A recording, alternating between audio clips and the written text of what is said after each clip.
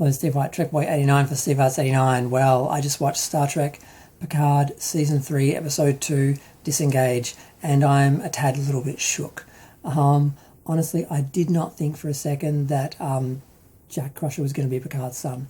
I thought he was going to be some sort of synth or a clone or something important, something that Amanda Plummer's character would, be after him for. But no, there is this amazing scene that was rumoured. Beverly doesn't speak a word. She just looks at Picard and he knows that's his son, and just all that history passes between the two actors in just a couple of seconds of emoting. It's a pretty amazing scene. And then Picard is like, no, not my son. And it's on. So, okay, to backtrack twice. The start of the episode starts off going back 2 weeks, and we get to see an example of who Jack Crusher is, that he's basically bribing an official with guns so he can get medical goods into the hands of people who are being poisoned or killed or allowed to die in some sort of war zone, so they will leave that area free for whoever needs it or whatever. So political rubbish and so forth. So he's a freedom fighter basically, and he has a bunch of aliases, and he's got a bounty on his head, and that's why they're being chased. So they're on the ship, they're being shot up. The shuttle of the Savick has been blown up, so they can't just get Beverly on the shuttle and head for the Titan. They try to put out a message. Seven works out what that is, but Captain Shaw basically dismisses her, and he just doesn't want to get involved. He just wants to get his crew to safety and doesn't want to fight. So he's pretty gutless, really. I thought he was going to be a bit different as a character, but he's really just gutless.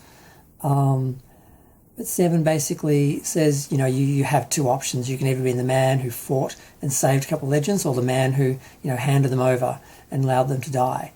And then right when Picard, because it's obvious that they're after Jack because they try and beam him out separately. Picard has inhibitors up, but they're only trying to beam him off.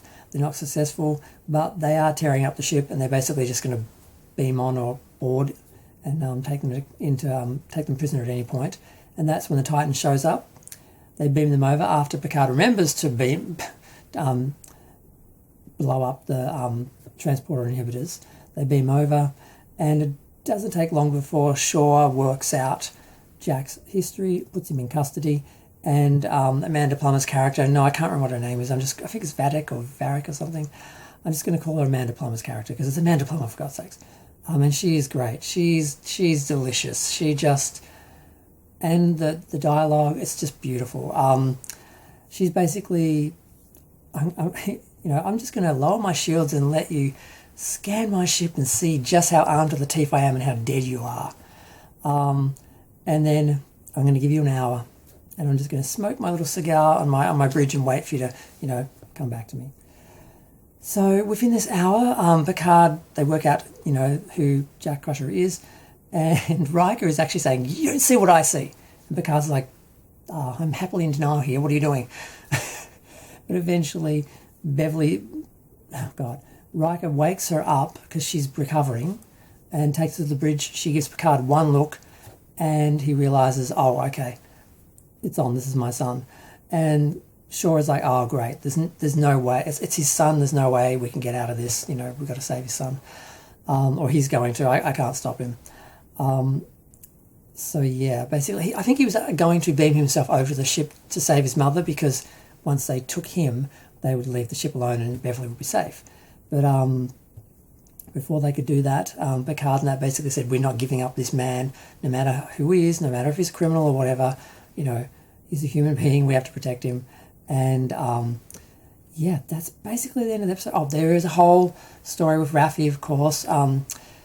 She is sure that the person who has been touted in the media as the person who blew up the recruiting centre isn't the actual guilty party, and he actually is dead at the moment, which you find out in the episode when we see his severed head.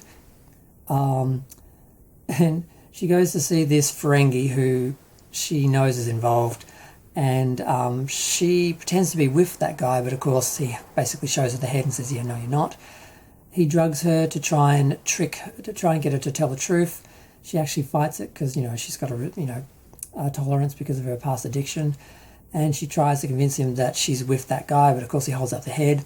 And then just as she's about to pass out, Worf shows up out of nowhere and basically slashes all his guards and chops his head off, and then walks out carrying her out, and basically says, "I told you not to engage." So he's her handler, like we sort of knew, because Robert Myburn spoiled it already. He said that basically she's being teamed up with an original member of the crew, and when you see Worf in the trailer talking about her being very much like he used to be, obviously I worked, okay, so she's with him, he's the handler, blah blah.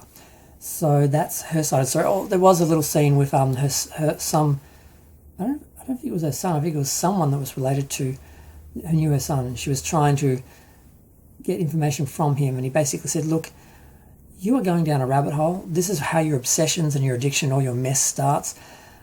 I'm not going with you through this. Either you are going to, ask after your son and his daughter, or you're going to ask after this Ferengi.